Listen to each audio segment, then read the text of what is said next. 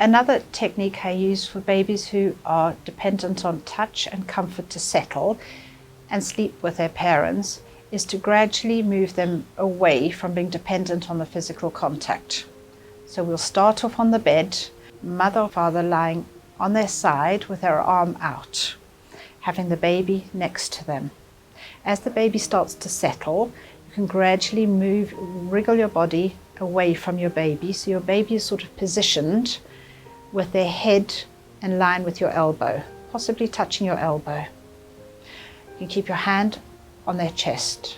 This technique can be done over a few days to try and support independence and settling to sleep.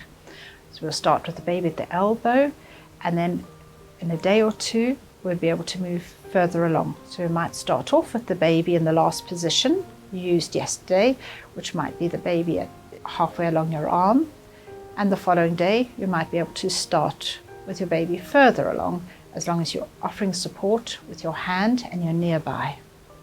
Once your baby is starting to settle, we're able to then remove one of the pressure comforts. We take the arm away and keep our hand in position, supporting their chest or hip, whichever works best for your child, and gradually reduce it down to 3 fingers. Should your baby wake up, we gently try to put the hand back again and rhythmically pat to reassure them they can resettle. Some babies like to be stroked. This is absolutely fine to use too. You can then go back to a still hand and then quickly reduce it down to 3 fingers, adding a little bit of pressure. At the earliest opportunity, move over to 1 finger. You may need to observe your baby, see if they're settling. If they're not settling, don't make that transition too soon.